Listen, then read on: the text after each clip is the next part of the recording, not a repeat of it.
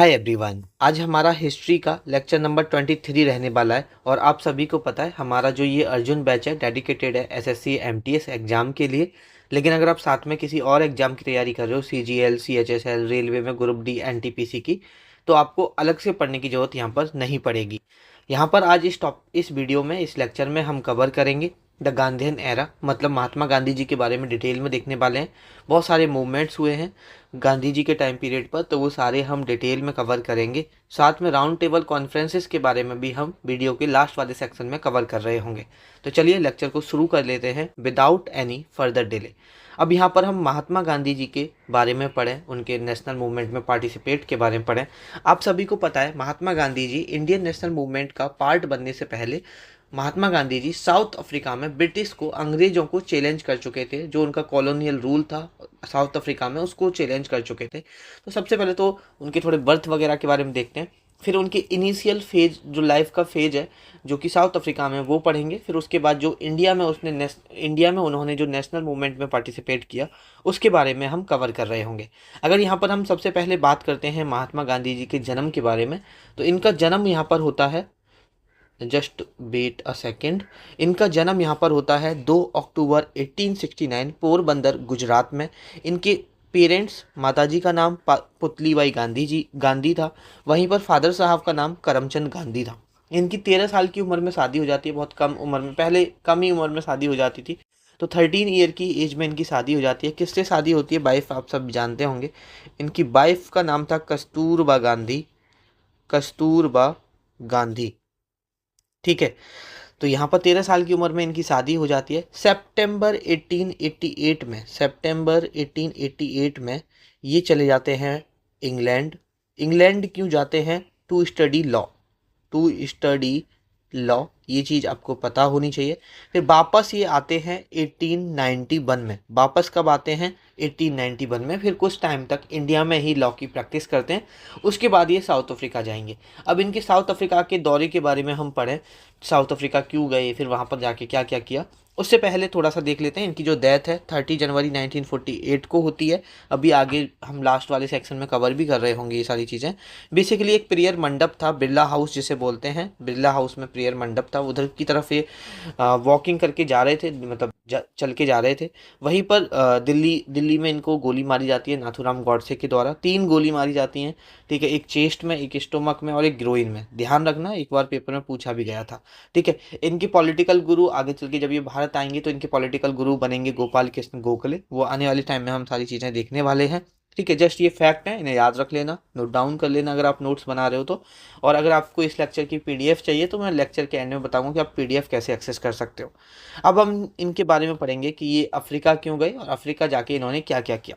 तो ये अफ्रीका जाते हैं 1893 में। कब जाते हैं अफ्रीका? 1893 में जाते हैं। एक इंडियन फर्म होती है जो कि इनको ऑफर देती है अफ्रीका आने का, कि भाई साहब अब अफ्रीका आओ, हमारी फर्म के लिए काम करो। तो ये 1893 में कहाँ चले जाते हैं? अफ्रीका चले जाते हैं। और अफ्रीका जाके वहाँ पर अपना जो भी काम था वो शुरू कर देते हैं। अब अफ्रीका जाने के बाद लगभग 1 महीने बाद ये काम के सिलसिले से ट्रेन से ट्रैवल कर रहे थे, और ये फर्स्ट एसी के कोच से ट्रैवल कर रहे थे। तभी एक अंग्रेज आता है उस कंपार्टमेंट में और वो इन्हें देखता है। तो वो रेलवे ऑफिशियल्स को बुलाता है और बोलता है कि भाई साहब ये यहाँ पर कैसे ट्रैवल कर रहे हैं। तो रेलवे ऑफिशियल से इनसे टिकट मांगता है। तो इनके पास टिकट भी होती है फर्स्ट एसी की, लेकिन फिर भी जो रेलवे ऑफिशियल्स होता है इनसे बोलता है कि भाई साहब आप थर्ड एसी में चले जाओ। तो ये इस चीज़ का विरोध करते हैं कि जब मेरे पास फर्स्ट एसी की टिकट है तो मैं थर्ड एसी में क्यों जाऊँ। और जब ये थर्ड एसी में नहीं जाते हैं, क्योंकि इनके पास फर्स्ट एसी का भी टिकट होता है, क्योंकि उस वक्त तक ये था कि आप जो नॉन इंग्लिश थे, जो अंग्रेज नहीं थे, चाहे वो अफ्रीका के ओरिजिन के लोग हैं, ब्लैक लोग हैं, चाहे इंडियंस लोग हैं, उनको ट्रैवल करना फर्स्ट एसी कंपार्टमेंट में अलाउ ही नहीं था। और जब यहाँ पर गांधी जी ज़्यादा बहस करते हैं, नहीं जाते हैं, तो गांधी जी को वहीं प्लेटफॉर्म पर उतार दिया जाता है। एक प्लेटफॉर्म पे जहाँ गाड़ी रुकती है वहीं पर उतार दिया जाता है, और उतारने के बाद उनका लगेज भी प्लेटफॉर्म पे फेंक दिया जाता है। एक होता है ना कि एक तो प्लेटफॉर्म पर लगेज उतार के रखना, और एक होता है कि प्लेटफॉर्म पर लगेज को फेंक देना, तो वहीं इनके लगेज को भी फेंक दिया जाता है। और गांधी जी यहाँ पर पूरी रात, वो रात का समय हो रहा था, पूरी रात स्टेशन पे गुजारते हैं। और ये पहला मौका था जब गांधी जी को रेसिज्म का सामना करना पड़ता है, मतलब रंग भेद का सामना करना पड़ता है कि भाई एक गोरी, मतलब तुम्हारे पास टिकट होके देखो, आज के टाइम में तुम सोचोगे तुम्हारे पास फर्स्ट एसी की टिकट है और कोई तुम्हें ट्रेन में फर्स्ट एसी में ट्रेवल ना करने दे तो आपको कैसा फील होगा। तो टाइम बहुत चेंज हो गया है और हमें हमेशा ग्रेटफुल रहना चाहिए अपने नेशनल लीडर्स का, क्योंकि अगर वो सब नहीं होते तो आज हो सकता है कि हम सब लोगों को भी वही फेस करना पड़ता। तो साउथ अफ्रीका में जो रह रहे थे, देखो साउथ अफ्रीका में उस वक्त इंडियंस काफ़ी रह रहे थे, और उन जो इंडियंस साउथ अफ्रीका में रह रहे थे उनको ये जो रेशियल डिस्क्रिमिनेशन था ये उनको आम बात हो चुकी थी।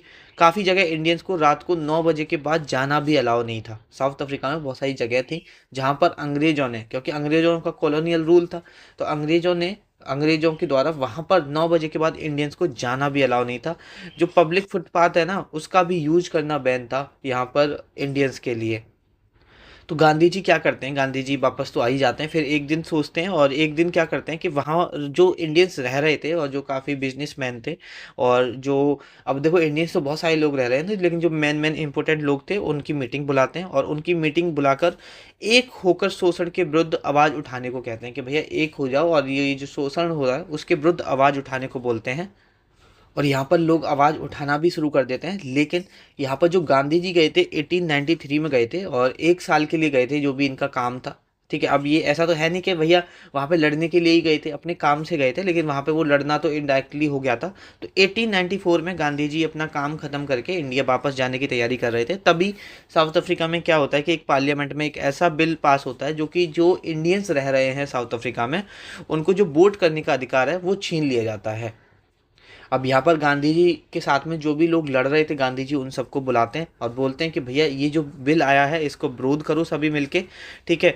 और वहाँ पर जो रह रहे थे लोग वो बोलते हैं, जो उनके साथी होते हैं, कि आपके बिना कैसा पॉसिबल है, हम इसका अकेले विरोध नहीं कर पाएंगे जब तक हम आपको लीडर मानते हैं। तो गांधी जी को फिर वहाँ पर 1 महीने के लिए और रोक लिया जाता है कि आप 1 और महीने के लिए रुक जाओ, इसका बिल का विरोध करते हैं। गांधी जी फिर 1 महीने के लिए और मान जाते हैं और 1 महीने के लिए और वहाँ पर साउथ अफ्रीका में रुक जाते हैं। लेकिन ये बात किसी को नहीं पता थी कि यहाँ पर गांधी जी आने वाले 1 महीने तक नहीं, आने वाले 20 सालों तक साउथ अफ्रीका में ही रहने वाले हैं, ठीक है। क्योंकि गांधी जी यहाँ पर जो वापस आए हैं वो बहुत बाद में आए हैं, अभी हम पढ़ेंगे 1915 में यहाँ पर वापस आते हैं। लेकिन ये बात, तब तो वो 1 महीने के लिए रुके थे कि ठीक है 1 महीने तक रुकते हैं, इस जो बिल है उसका विरोध करते हैं। गांधी जी यहाँ पर नेशनल इंडियन कांग्रेस का फॉर्मेशन करते हैं 1894 में, ठीक है। किसके लिए, जो इंडियंस राइट्स थे, इंडियंस लोगों की जो राइट्स थे उन्हें प्रोटेक्ट करने के लिए, ठीक है। To combat discrimination against Indians in South Africa, ठीक है। ये चीज़ आप लोग ध्यान रखना। दक्षिण अफ्रीका में भारतीयों के खिलाफ भेदभाव का मुकाबला करने के लिए 1894 में नटाल इंडियन कांग्रेस की स्थापना की, ठीक है। कब की, 1894 में। कहाँ की, साउथ अफ्रीका में की। किसने की, गांधी जी ने की, ध्यान रखना। ये एक न्यूज़पेपर भी यहाँ पर स्टार्ट करते हैं जिसका नाम था इंडियन ओपिनियन, ये चीज़ ध्यान रखना, काफ़ी इंपॉर्टेंट है। एक ये न्यूज़पेपर भी इनके द्वारा स्टार्ट किया जाता है जिसका नाम क्या होता है, इंडियन ओपिनियन। और यहाँ पर गांधी जी के द्वारा 2 फार्म की भी इस्टेब्लिशमेंट होती है। एक तो होता है फाइनिक्स फार्म जो कि 1904 में इस्टेब्लिश होता है। एक होता है यहाँ पर एक टॉल्स्टॉय फार्म, ये 1910 में यहाँ पर इस्टेब्लिश किया जाता है। अब बेसिकली इन जो फार्म था इनका इस्टेब्लिश करने का मतलब क्या था, क्यों करे गए थे, तो बेसिकली अरेंज फंड करने के लिए, टू अरेंज फंड्स। बेसिकली अब देखो सत्याग्रह कर रहे हैं, कोई मूवमेंट कर रहे हैं, तो उसके लिए पैसे की तो ज़रूरत पड़ती है ना। तो जो साउथ अफ्रीका में मूवमेंट हो रहे थे उनके फंड्स को अरेंज करने के लिए क्या करा गया यहाँ पर, फार्म की इस्टेब्लिशमेंट हुई थी, टॉल्स्टॉय और फाइनिक्स फार्म की। और यहाँ पर जो सत्याग्रह थी उनकी फैमिली रह सकती थी, खाना पीना की व्यवस्था थी। और इंडिया से भी यहाँ बेसिकली लोग यहाँ फार्म में क्या करते थे, फंड देते थे, जो पैसे वाले लोग थे। तो इंडिया से भी फंड आना शुरू हो गए थे, जैसे किसी रतन टाटा उस वक्त 25,000 रुपये भेजते हैं। कांग्रेस है, इंडियन नेशनल कांग्रेस है, मुस्लिम लीग है, निजाम ऑफ हैदराबाद भी, ये सभी लोग भी इंडिया से यहाँ पर इस फार्म के लिए यहाँ पर पैसा भेजते हैं मूवमेंट को कंटिन्यू रखने के लिए। यहाँ पर आप ये मान सकते हो कि साउथ अफ्रीका में 1906 से लेके 1914 तक सत्याग्रह करते हैं, सत्याग्रह होते हैं, आपके स्ट्राइक्स होती हैं, जेल होती हैं, मतलब ये सारे प्रोसेस यहाँ पर चलते रहते हैं। क्योंकि किसके विरोध में, जो आपका पार्लियामेंट में बिल पास हुआ था उसके विरोध में। और 1914 में जब ये हार नहीं मानते तो बेसिकली साउथ अफ्रीका गवर्नमेंट को ये जो मेजर इंडियंस की डिमांड थी, मतलब ऐसा नहीं है कि सिर्फ ये पार्लियामेंट में बिल वाली डिमांड थी और बहुत सारी डिमांड थी, ठीक है। तो जो भी मेजर इंडियन डिमांड थी वो मान लिया जाता है साउथ अफ्रीका गवर्नमेंट के द्वारा। तो 1914 में एक तरह से आप मान सकते हो कि 1914 में यहाँ पर एक जीत होती है इंडियंस की, जो साउथ अफ्रीका में यहाँ पर रह रहे थे। तो 1893 में यहाँ पर जो गांधी जी साउथ अफ्रीका गए थे वो एक वकील की तरह गए थे, लेकिन 1915 में गांधी जी यहाँ पर वापस भारत आते हैं और सिर्फ एक वकील की तरह नहीं बल्कि एक नेशनल हीरो और लीडर की तरह लौट कर आते हैं। बेसिकली अपनी बात मनवा के आते हैं साउथ अफ्रीका में, जो भी उन्होंने डिमांड्स रखी थी, जैसे कि वो वोटिंग जो छीन लिया था उसमें पार्टिसिपेशन हो या बहुत सारी डिमांड थी, वहाँ पर अपनी बात को मनवा के आते हैं। तो अब गए एक वकील की तरह थे लेकिन वापस एक नेशनल हीरो की तरह आते हैं। और किसे पता था कि इंडिया वापस आके जो आपका नेशनल मूवमेंट का जो रुख है उसे ही बदलने वाले हैं। वही एक नेशनल मूवमेंट का जो रुख है वो कम्प्लीटली बदल जाएगा गांधी जी के वापस इंडिया आते ही। तो ये वाला जो फेज था ये था गांधी जी का साउथ अफ्रीका में। अब हम पढ़ लेते हैं अराइवल ऑफ गांधी जी, जब भारत आते हैं गांधी जी, ठीक है। अब महात्मा गांधी जी भारत, देखो यहाँ पे ये तो हम ऑलरेडी पढ़ चुके हैं। 1906 में साउथ अफ्रीका में इनका पहला सत्याग्रह होता है, शायद मैंने नहीं बताया, ध्यान रखना ये भी इंपॉर्टेंट है। इनका जो पहला सत्याग्रह है ना वो 1906 में होता है यहाँ पर। अब देखते हैं ये भारत कब आए। तो ये जो भारत आते हैं 9 जनवरी 1915 को, 9 जनवरी 1915 को ये वापस आते हैं। और इस दिन को 9 जनवरी को हम क्या मनाते हैं, एनआरआई डे भी मनाते हैं, ध्यान रखना। नॉन रेजिडेंस इंडियन डे भी मनाते हैं, ध्यान रखना। और ये जब भारत लौटे थे इनकी उम्र क्या थी, 46 ईयर्स इनकी यहाँ पर उम्र थी। और ये जब भारत लौटते हैं तो इन्हें केसरे हिंद की उपाधि भी दी जाती है ब्रिटिश गवर्नमेंट के द्वारा, लेकिन बाद में देखेंगे हम कि ये रिटर्न कर देंगे जब जलियांवाला बाग मैसेकर हुआ था 13 अप्रैल 1919 को पंजाब में। उसके बाद ये उपाधि को वापस भी कर दिया जाता है। अब देखो गांधी जी भारत तो वापस आ गए हैं, अब भारत में बहुत सारे मूवमेंट्स करेंगे, उनके बारे में हम पढ़ेंगे। तो जब वो इंडिया आते हैं तो इंडिया के बाद वो उनके एक पॉलिटिकल गुरु होते हैं गोपाल कृष्ण गोखले। ध्यान रखना, मैंने आपको जब हमने इंट्रोडक्शन करा रहा था तभी पढ़ाया था वहाँ पे कि ध्यान रखना, पेपर में अक्सर पूछ लिया जाता है कि इनके पॉलिटिकल गुरु कौन है। तो पॉलिटिकल गुरु हैं गोपाल कृष्ण गोखले। ये चीज़ अगर अभी तक आपने नोट डाउन नहीं करी है, पेपर पॉइंट ऑफ व्यू से काफ़ी इंपॉर्टेंट है, कई बार आपके पेपर में ये सवाल पूछा गया है। तो ये गोपाल कृष्ण गोखले कहते हैं कि भैया आप ऐसा करो, एक बार इंडिया घूमो, अफ्रीका से आए हो, इतने टाइम तक आप अफ्रीका में रहे हो, लगभग 20 साल तक आप अफ्रीका में रहे हो, आपको इंडिया समझ में आएगा, जो इंडिया में हो रहा है, लोगों पे जो अत्याचार हो रहा है वो समझ में आएगा। आप एक बार इंडिया का भ्रमण करो। तो गांधी जी गोपाल कृष्ण गोखले जी के कहने पर लगभग 1 साल तक पूरे इंडिया में घूमते हैं, जिससे कि वो अपने देश के लोगों की हालात को अच्छे से समझ पाते हैं कि कैसे अंग्रेज इंडिया में भी अत्याचार कर रहे हैं और कैसे अंग्रेजों के खिलाफ भी यहाँ पर आंदोलन होना चाहिए। अब बहुत सारे आंदोलन होते हैं, सबसे पहला आंदोलन होता है यहाँ पर चंपारण सत्याग्रह। अभी ये चंपारण सत्याग्रह क्या था ये समझ लेते हैं। तो यहाँ पर क्या था, जो कल्टीवेटर्स होते थे, जो किसान होते थे, जो अपनी फसल उगाते थे, बेसिकली उनको यहाँ पर फोर्स किया जाता था कि भाई तुम इंडिगो की खेती करो। देखो दो तरह की खेती होती है, एक तो ऐसी खेती होती है जो हम करते हैं पैसे के लिए कि हम इसे करेंगे और इसे हम बेच देंगे, ठीक है, जैसे इंडिगो हो गया, उसे हम खा तो सकते नहीं है। एक होता है कि हम अपनी फूड क्रॉप कर सकते हैं, जैसे गेहूं हो गया, राइस हो गया, बहुत सारी चीज़ें होती हैं जो खाने के काम भी आती हैं। तो अंग्रेज क्या करते थे, उन्हें फूड क्रॉप तो करने नहीं देते थे। तो एक तो तुम खाने की जो फसल है वो करने नहीं दे रहे हो, और जो इंडिगो भी करने दे रहे हो उसको जो खरीदते थे अंग्रेज बहुत कम दाम पे खरीदते थे, जिससे कि किसानों को बहुत ज़्यादा नुकसान हो रहा था। तो ये सारी चीज़ें चल रही थी यहाँ पर। चंपारण एक जगह थी वहाँ पर। तो इसी बात को कन्वे करने के लिए एक व्यक्ति थे, नाम याद रखना काफ़ी इंपॉर्टेंट है, मैंने यहाँ लिखा होगा, राजकुमार शुक्ला, ठीक है। पेपर में पूछ लिया जाता है कि गांधी जी को इस बारे में बताया किसने बताया था, चंपारण में जो हो रहा था, चंपारण में जो किसानों के साथ हो रहा था, या गांधी जी को इनवाइट किसने किया था चंपारण में कि तुम चंपारण आओ और किसानों की हालत देखो यहाँ पे क्या चल रहा है।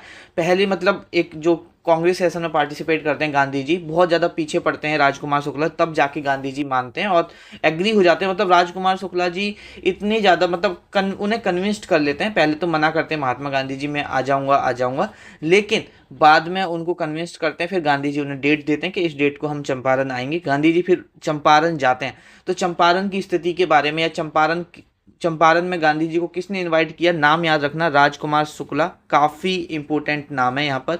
तो ये इनको गांधी जी को चंपारण में यहाँ पर इनवाइट करते हैं। और ये बात जब अंग्रेजों को पता चलती है कि भैया गांधी जी अब चंपारण में आ गए हैं और यहाँ कोई मूवमेंट हो सकता है। देखो Gandhi ji already south Africa में मूवमेंट करके आ रहे थे। अब यहाँ पर अंग्रेज अंग्रेज वहाँ भी थे, साउथ अफ्रीका में अंग्रेज यहाँ भी थे, जानते थे उनकी पर्सनैलिटी को कि भाई इंसान 20 साल तक लड़ता रहा और आखिर में अपनी बात मनवा के आया है साउथ अफ्रीका में।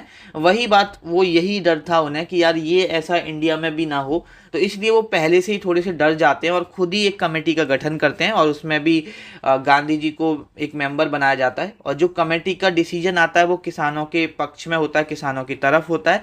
तो जो किसान मांग कर रहे थे, जो किसानों की उस वक्त की डिमांड थी, तो वो यहाँ पर पूरी होती है। तो कह सकते हो कि यहाँ पर जो चंपारण सत्याग्रह होता है गांधी जी का, जिसको हम फर्स्ट सिविल डिसओबीडियंस मूवमेंट भी मानते हैं, प्रथम सविनय अवज्ञा आंदोलन भी कहते हैं, वो यहाँ पर सक्सेसफुल होता है। ठीक है, तो ध्यान रखना ये क्यों था, to complain about the injustice of landlord system in Champaran.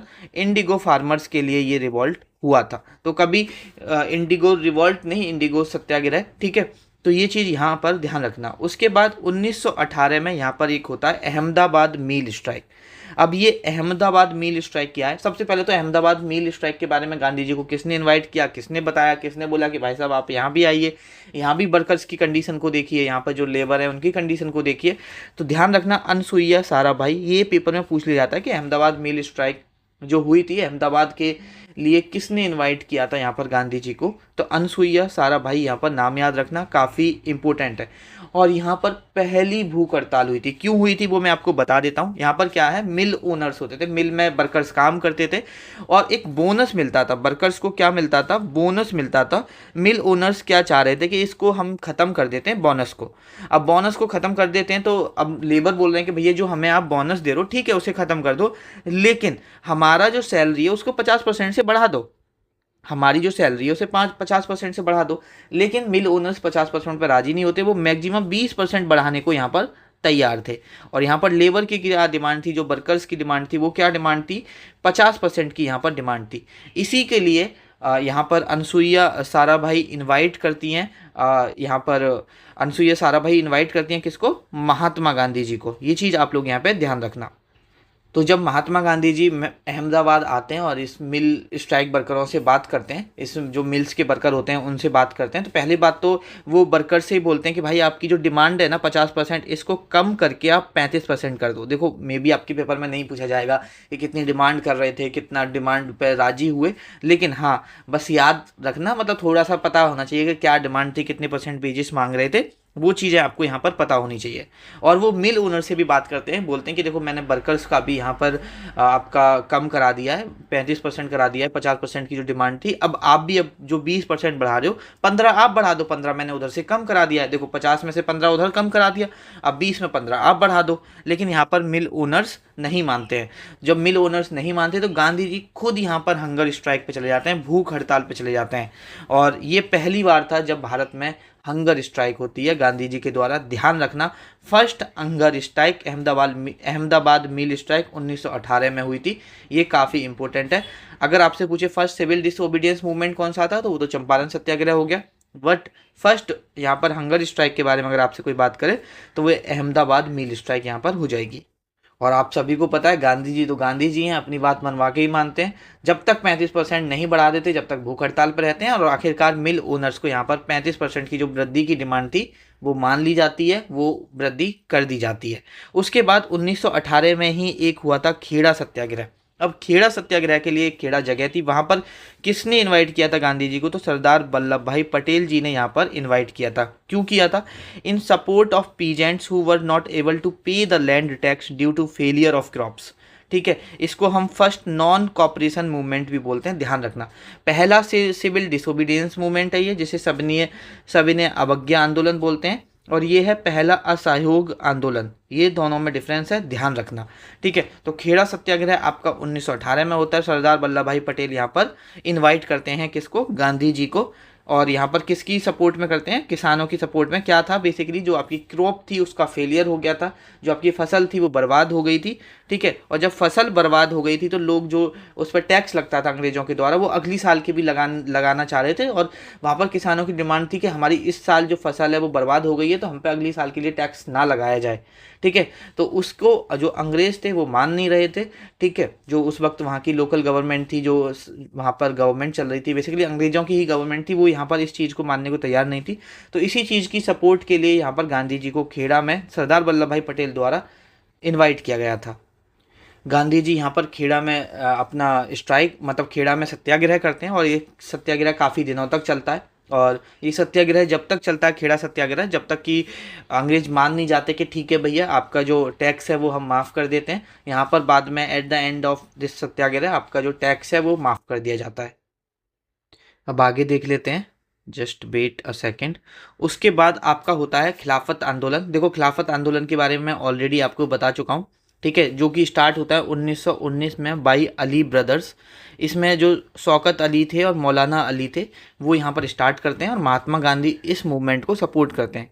और ये जो खिलाफत आंदोलन है इसे हम ऑलरेडी देख चुके हैं। अब यहाँ पर देखो, इसी बीच में 1919 में आप सभी को पता है एक रोलेट एक्ट आया था, शायद मैं आपको बता चुका हूँ, रोलेट एक्ट, ठीक है। रोलेट एक्ट बेसिकली क्या था, रोलेट एक्ट में ये था कि आपको विदाउट एनी ट्रायल 2 साल के लिए वो जेल में डाल सकते थे। और गांधी जी ने इसको काला कानून बोला था। कभी अगर आपसे पेपर में पूछे कि किस एक्ट को गांधी जी ने काला कानून बोला था, इस एक्ट को यहाँ पर काला कानून बोलते हैं, यहाँ पर ध्यान रखना।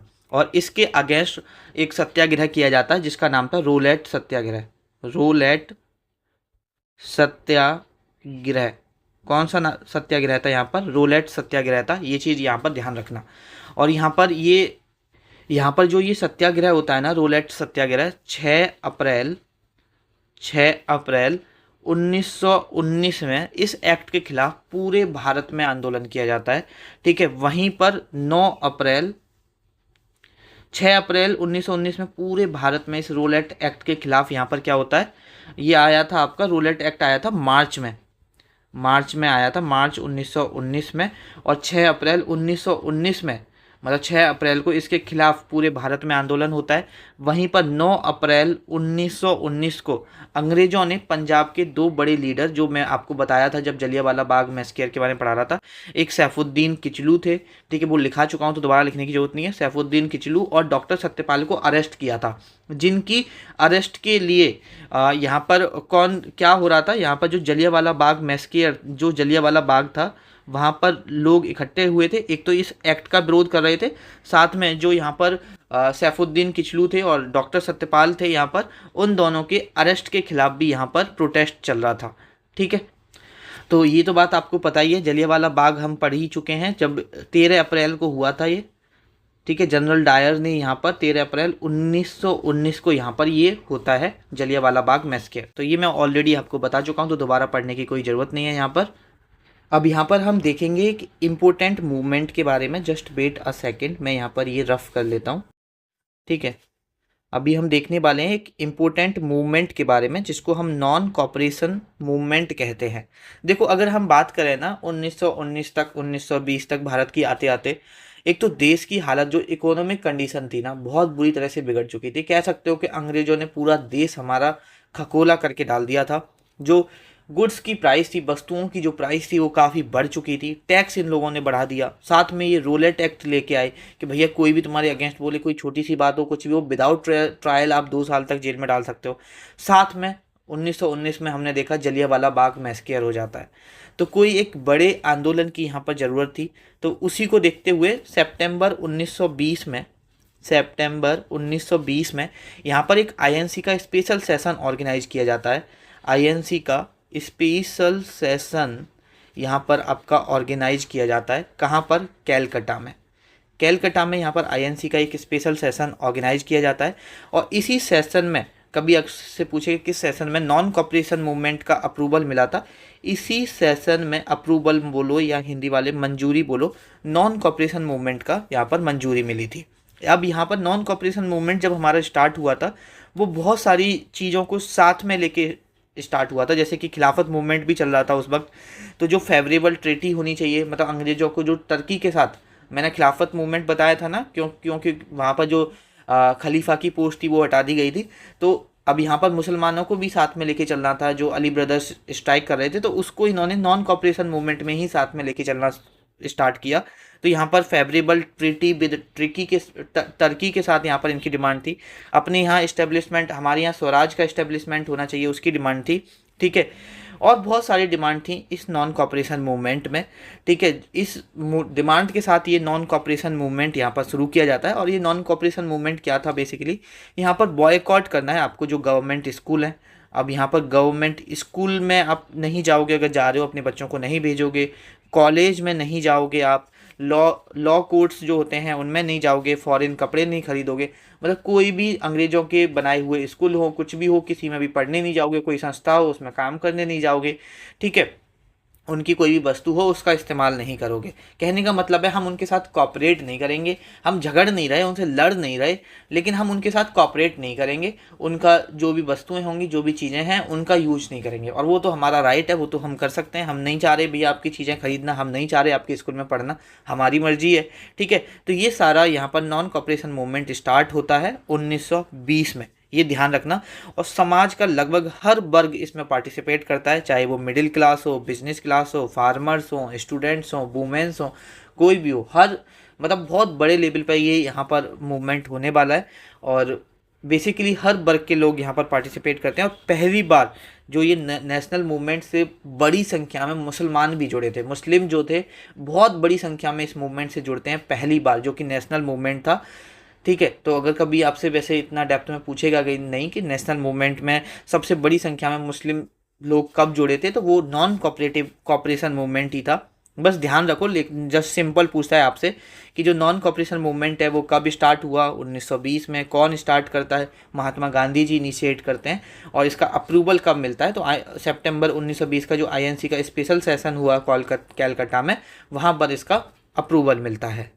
अब ये इतना बड़ा आंदोलन था जहाँ पर हर वर्ग के लोग पार्टिसिपेट कर रहे हैं, पूरे भारत में कहीं ना कहीं आपको आंदोलन देखने को मिल रहा है। इतने बड़े आंदोलन के बावजूद भी अंग्रेज यहाँ पर झुकने को तैयार नहीं थे, जो डिमांड्स थी उनको मानने को तैयार नहीं थे। वो आंदोलन रोकने के लिए हर एक पॉसिबल प्रयास कर रहे थे, चाहे वो पब्लिक मीटिंग जो होती हैं उन पर बैन लगाना हो, प्रेस को सेंसर करना हो। सेंसर का मतलब आप ये प्रेस में लिख सकते हो, ये छाप सकते हो, वो कर सकते हो। ठीक है, गांधी जी को छोड़कर लगभग सभी बड़े लीडर्स को यहाँ पर जेल में डाल दिया गया। तो मतलब यहाँ पर अंग्रेज हर एक प्रयास कर रहे थे। और धीरे धीरे आपको पता है ये यहाँ पर 1920 में आपका स्टार्ट होता है और लगभग 1922 आ जाता है। लगभग 2 साल यहाँ पर आपका ये जो नॉन कॉपरेशन मूवमेंट चल रहा होता है। और अंग्रेज यहाँ पर हथियार नहीं डालते हैं, अंग्रेज भी इसको सप्रेस करने के लिए, इस मूवमेंट को दबाने के लिए हर एक प्रयास कर रहे होते हैं, जैसे मैंने आपको बताया। ठीक है, महात्मा गांधी जी बाहर रहते हैं इस टाइम पर, वरना सभी जेल में डाल दिए जाते हैं।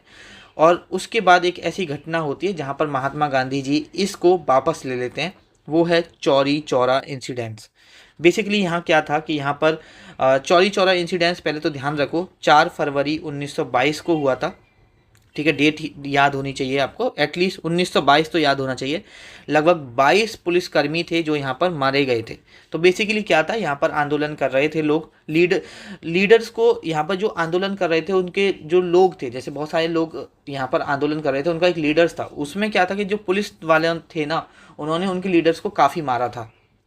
और जब उनके लीडर्स को मारा जाता है तो जो लोग होते हैं वो काफ़ी गुस्से में आ जाते हैं। और जब गुस्से में आ जाते हैं तो उनका जो प्रदर्शन है वो और ज़्यादा हिंसक हो जाता है, जिससे कि पुलिस वाले पुलिस स्टेशन के सामने जो ये धरना कर रहे थे उसमें ओपन फायर शुरू कर देते हैं पुलिस वाले इन पर। और फिर लोगों में और ज़्यादा हिंसक हो जाते हैं। और उसके डर से जब लोग इन पर मतलब आक्रमण शुरू कर देते हैं, तो पुलिस वाले क्या करते हैं, जेल में अंदर घुस जाते हैं और ख़ुद को बंद कर लेते हैं कि ये लोग अंदर नहीं आ पाएंगे। और जो भीड़ थी, जो लोगों में गुस्सा था, वो क्या करते हैं, आग लगा देते हैं यहाँ पर पूरे थाने में।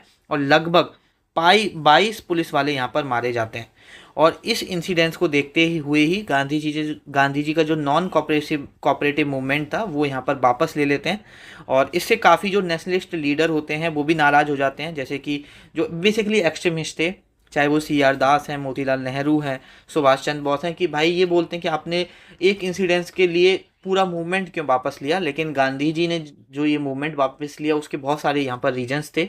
एक तो जो नॉन कोऑपरेटिव मूवमेंट था वो वायलेंट होता जा रहा था दिन पे दिन। लोग आंदोलन की मतलब एक होता है ना कि कुछ भीड़, आज के टाइम में भी ऐसा होता है कि पीसफुल प्रोटेस्ट की जगह तोड़ फोड़ करते हैं, बहुत सारी चीज़ें करते हैं। तो वही उस टाइम भी हो रहा था कि मतलब स्टार्ट तो ये नॉन वायलेंट ही हुआ था ना, लेकिन ये वायलेंट होता जा रहा था।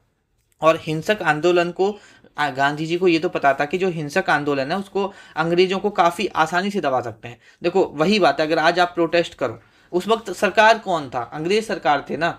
अभी भी आप अगर प्रोटेस्ट करो, अगर आप पीसफुल प्रोटेस्ट करोगे तो सरकार आपका कुछ नहीं कर सकती।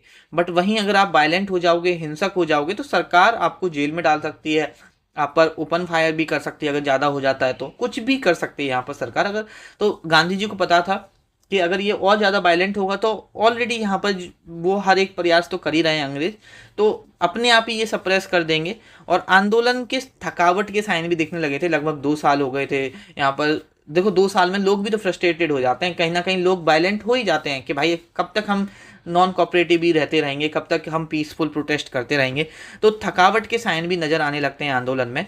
और अंग्रेज भी कोई नेगोशिएशन के मूड में थे नहीं, तो गांधी जी इस नॉन कोऑपरेटिव मूवमेंट को यहाँ पर वापस ले लेते हैं। ठीक है, तो ये चीज़ आपको पता होना चाहिए कि और यहाँ पर महात्मा गांधी जी को मार्च 1922 में जेल भी हो जाती है। ठीक है, लगभग 6 साल के लिए। तो नॉन कोऑपरेटिव मूवमेंट क्या कंप्लीट फेलियर रहा? आप ये मानो कि आपके दिमाग में ये सवाल आ सकता है कि जब गांधी जी को भी जेल हो गई और बड़े लीडर्स को भी जेल हो गई, मूवमेंट को भी वापस ले लिया गया, तो इसका आंसर है नो, कंप्लीट फेलियर नहीं रहा। अपनी स्वराज का गोल तो अचीव नहीं कर पाए, लेकिन फिर भी आंदोलन का इस आंदोलन को एक फेलियर नहीं माना जा सकता। ये नहीं बोला जा सकता कि ये आंदोलन पूरी तरह से फेलियर रहा। इस आंदोलन के तहत जो नेशनल सेंटीमेंट थे ना, वो देश के कोने कोने में पहुंचे थे, लोग समझे थे। मतलब लोगों के अंदर इमोशन जागरूक हुए थे, बड़ी संख्या में लोग इससे जुड़ते गए। जैसे मैंने बताया कि मुस्लिम्स ने भी काफ़ी बड़ी संख्या में पार्टिसिपेट किया, हर वर्ग के लोगों ने इस मूवमेंट में काफ़ी बड़ी संख्या में पार्टिसिपेट किया, और ये एक मास मूवमेंट बनता है। जो नॉन कोऑपरेटिव मूवमेंट था, नॉन कोऑपरेशन मूवमेंट, ये एक मास मूवमेंट बनता है। यहाँ पर जो काउंसिल इलेक्शन होते हैं ना, उनका भी बॉयकॉट किया, और फॉरेन क्लॉथ की जो वैल्यू है वो भी काफ़ी कम हो जाती है। तो आप ये नहीं मान सकते हो कि कोई अगर आपसे आके पूछे कि भाई ये non cooperation movement complete failure था, क्या था, तो कंप्लीट फेलियर तो नहीं था। एक होता है कि हमें जो डायरेक्ट चाहिए था वो नहीं मिला, बट इनडायरेक्ट हमें बहुत सारी चीज़ें मिली थी।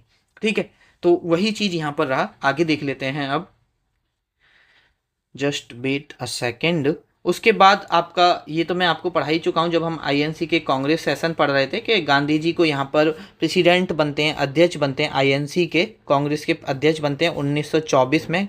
और ये सेशन कहाँ पे होता है? बेलगाम में होता है। तो ये हम ऑलरेडी देख चुके हैं। अब हम एक और इम्पोर्टेंट मार्च देखने वाले हैं, या जिसको आप सिविल डिसओबीडियंस मूवमेंट के नाम से जानते हो, वो देखने वाले हैं यहाँ पर। तो आपका सिविल डिसओबीडियंस मूवमेंट क्या था उसके बारे में थोड़ा सा हम देखते हैं। देखो 1929 में आप सभी को पता है एक कांग्रेस का सेशन होता है। और कहाँ होता है ये कांग्रेस के सेशन में? आपको पढ़ा चुका हूँ। ये आपका होता है लाहौर, जहाँ पर गोल क्या हो गया, पहली बार पूर्ण स्वराज की बात की गई कि भैया अब हमें पूर्ण स्वराज चाहिए। हमें क्या चाहिए? पूर्ण स्वराज चाहिए। और मैंने आपको ये भी बताया था कि 26 जनवरी 1930 को पूर्ण स्वराज डे भी यहाँ पर मनाया गया था। तो इसी दिन पूरे देश में मीटिंग्स होती हैं और गांधी जी अपनी 11 डिमांड रखते हैं अंग्रेजों के खिलाफ। उनमें से जैसे कि लैंड रेवेन्यू का जो टैक्स रेट है उसको कम कर दिया जाए, जो सॉल्ट टैक्स है, ठीक है, वो यहाँ पर ख़त्म कर दिया जाए, और जो फॉरेन क्लॉथ पे कस्टम लगता है उसको हटा दिया जाए। बहुत सारी चीज़ें थी यहाँ पर। जो पॉलिटिकल प्रिजनर्स हैं उनको यहाँ पर रिलीज कर दिया जाए, जो आर्म्स एक्ट हैं उसमें बदलाव किया जाए। इस तरह से 11 डिमांड थी जो यहाँ पर गांधी जी रखते हैं।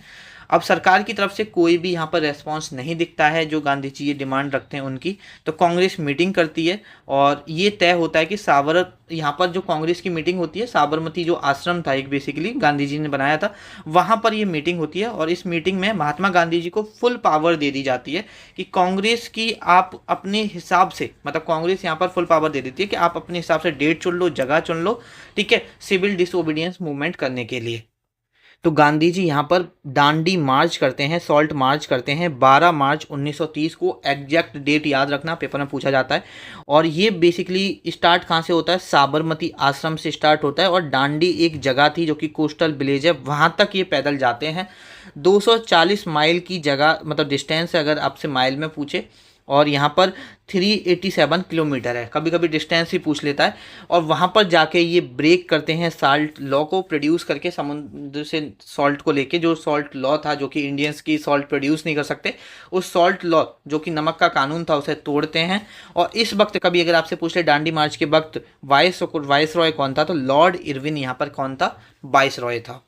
और ये सिविल डिसओबीडियंस, अच्छा इसको सिविल डिसओबीडियंस मूवमेंट और बोलते हैं, लिख लेना यहाँ से। मतलब बेसिकली ये सिविल डिसओबीडियंस मूवमेंट के अंतर्गत ही दांडी मार्च किया गया था, ठीक है, बस इतना ध्यान रखना और ज़्यादा डेप्थ में आपको नहीं पढ़ना है। Civil disobedience movement, civil disobedience movement, है ना। अब इसके तहत और भी आगे का, जैसे ये तो मार्च में हो गया, आगे का प्लान था कि जहाँ भी पॉसिबल है वहाँ पे नमक का कानून तोड़ा जाए, लोगों से बोल दिया गया। विदेशी कपड़े और शराब का कंप्लीटली अवॉइड किया जाए। लॉयर, जो इंडियन लॉयर्स हैं वो अपनी प्रैक्टिस छोड़ सकते हैं। जो गवर्नमेंट सर्वेंट हैं वो रिजाइन कर सकते हैं, जो ब्रिटिश इंडिया के लिए काम कर रहे हैं। और बस ये रिक्वेस्ट की गई कि भाई इस सभी मूवमेंट के तहत आपको नॉन वायलेंट रहना पड़ेगा, आपको वायलेंट नहीं होना है, ठीक है। गांधी जी के साथ एक गांधी इरविन पैक्ट होता है 1931 में, ध्यान रखना। इसी के तहत सेकंड राउंड टेबल कॉन्फ्रेंस होगी, वो अभी मैं पढ़ाऊंगा। और एक अभी हम नेक्स्ट लेक्चर में एक पढ़ेंगे क्विट इंडिया मूवमेंट के बारे में। वहाँ पर गांधी जी एक स्लोगन भी देते हैं, डू और डाई का। क्विट इंडिया मूवमेंट में आपको नेक्स्ट लेक्चर में अच्छे से पढ़ाऊंगा, ठीक है। उसके बाद एक पूना पैक्ट होता है 1932 में डॉक्टर भीमराव अंबेडकर और गांधी जी के बीच में, जहां पर रिजर्व्ड सीट दी जाती हैं डिप्रेस्ड क्लास को। कहाँ कहाँ पर, सेंट्रल और प्रोविंशियल लेजिस्लेटिव काउंसिल में, ध्यान रखना। वहीं पर महात्मा गांधी जी एक हरिजन सेवक संघ की इस्टेब्लिशमेंट करते हैं 1932 में। ये बात भी यहाँ पर आपको पता होनी चाहिए। और यहाँ पर ये एडिटर थे, एक तो यंग इंडिया न्यूज़पेपर के और एक हरिजन संघ पत्र आता था उसके। तो ध्यान रखना, यंग इंडिया के जो एडिटर थे वो कौन थे, महात्मा गांधी। और हरिजन संघ पत्र जो शुरू किया था वो भी यहाँ पर महात्मा गांधी जी शुरू करते हैं। इनकी एक ऑटोबायोग्राफी है, the story of my experiment with truth. ये ध्यान रखना। इनकी कुछ इंपॉर्टेंट अदर बुक हैं, जैसे कि हिंद स्वराज काफ़ी इंपॉर्टेंट बुक है, जिसको इंडियन होम रूल भी बोला जाता है। ये बुक है, होम रूल जो हुआ था वो अलग था, ये इंडियन होम रूल अगर बुक पूछ लिया जाए तो ये महात्मा गांधी जी ने लिखी थी। और इंडिया ऑफ माई ड्रीम्स, ये किताब भी महात्मा गांधी जी ने लिखी थी। ये चीज़ आप लोग यहाँ पे ध्यान रखना, ठीक है। और अल्बर्ट आइंस्टीन किससे इंस्पायर्ड थे, जो महात्मा गांधी जी के नॉन वायलेंस आइडियाज़ थे उनसे इंस्पायर्ड होते हैं, ध्यान रखना। अल्बर्ट आइंस्टीन इतने बड़े साइंटिस्ट हैं जिनको किसी भी इंट्रोडक्शन की यहाँ पर ज़रूरत नहीं है, ठीक है। और उन्होंने बोला था ही be the change you wish to see in the world. Basically वह परिवर्तन बने जो आप दुनिया में देखना चाहते हैं। जैसे आज के टाइम में हम दूसरों में भी परिवर्तन देखना चाहते हैं, दूसरों को चाहते हैं कि ये ऐसा हो जाए, काश वैसा हो जाए, लेकिन हम खुद में कोई परिवर्तन करना नहीं चाहते। वही गांधी जी ने बोला था कि पहले जो आप दुनिया में चेंज करना चाहते हो पहले वो खुद में करो। और सुभाष चंद्र बोस, यहाँ पर देखो हमेशा टकराव चलती है, लेकिन सुभाष चंद्र बोस भी जानते थे महात्मा गांधी जी बेशक नॉन वायलेंट हैं लेकिन इम्पोर्टेंट है। लेकिन यहाँ पर सुभाष चंद्र बोस इनको बोलते हैं, महात्मा गांधी जी को टाइटल देते हैं फादर ऑफ नेशन का, ध्यान रखना। कब देते हैं, सिंगापुर में ये एक रेडियो एड्रेस कर रहे थे 6 जुलाई 1944 को। तो ध्यान रखना कहाँ से दिया, एक रेडियो एड्रेस सिंगापुर से दिया था। रेडियो एड्रेस करते वक्त 6 जुलाई 1944 को महात्मा गांधी जी को ये फादर ऑफ द नेशन के नाम से पुकारते हैं। उसके बाद महात्मा गांधी जी सुभाष चंद्र को टाइटल देते हैं अ पैट्रॉइट ऑफ पैट्रॉइट्स, देशभक्तों का देशभक्त, ध्यान रखना। ये सब पेपर पॉइंट ऑफ व्यू से काफ़ी इंपॉर्टेंट फैक्ट है यहाँ पर। अब हम थोड़ा सा पढ़ लेते हैं यहाँ पर राउंड टेबल कॉन्फ्रेंसेस के बारे में। देखो round table conference basically 3 table conference होती है। और राउंड टेबल कॉन्फ्रेंस क्या थी, जो कॉन्स्टिट्यूशनल रिफॉर्म होने थे भारत में उनको डिस्कस करने के लिए। अंग्रेज कॉन्स्टिट्यूशनल रिफॉर्म करना चाहते थे भारत में, उसके लिए ही उन्होंने यहाँ पर राउंड टेबल कॉन्फ्रेंसेस रखी थी। टोटल राउंड टेबल कॉन्फ्रेंस यहाँ पर 3 होती हैं। अगर आपसे कभी पेपर में यहाँ से पूछ ले कि तीनों जो राउंड टेबल कॉन्फ्रेंस हुई थी उसमें किसने पार्टिसिपेट किया था, तो भीमराव अंबेडकर और तेज बहादुर सप्रू, ये तीनों यहाँ पर जो कॉन्फ्रेंसेस होती हैं उसमें पार्टिसिपेट करते हैं, ठीक है। यहाँ पर फर्स्ट राउंड टेबल कॉन्फ्रेंस होती है 1930 में।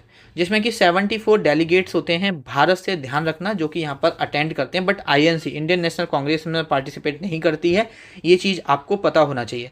फिर यहाँ पर 1931 में यहाँ पर गांधी इरविन पैक्ट होता है, गांधी इरविन पैक्ट होता है, जो अभी मैं ऊपर दिखाया था आपको, गांधी इरविन पैक्ट होता है, जिसमें कि कुछ बातें यहाँ पर गांधी जी इरविन के सामने रखते हैं और कुछ डिमांड यहाँ पर इरविन गांधी जी के सामने रखते हैं, जिसमें से एक ये थी कि आप पार्टिसिपेट करो, सेकेंड टाउन टेबल कॉन्फ्रेंस होने वाली है उसमें।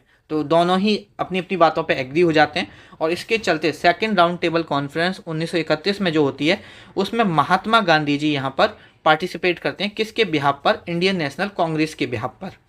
अच्छा, इनका मंथ भी ध्यान रखना, ये जो हुआ था 1930 में, नवंबर 1930 में हुआ था, कभी कभी पेपर में पूछ लिया जाता है, और ये हुआ थी, ये जो table second round table conference हुई थी ये सितंबर 1931 में हुई थी। ठीक है, तो महात्मा गांधी सेकेंड टाउन टेबल कॉन्फ्रेंस में पार्टिसिपेट करते हैं, किसके बिहाफ पर, कांग्रेस के बिहाफ पर, आईएनसी के बिहाफ पर। तो कहने का मतलब है इंडियन नेशनल कांग्रेस ने सेकेंड राउंड टेबल कॉन्फ्रेंस में पार्टिसिपेट किया था। टोटल राउंड टेबल कॉन्फ्रेंस कितनी हुई है, 3 राउंड टेबल कॉन्फ्रेंस हुई है।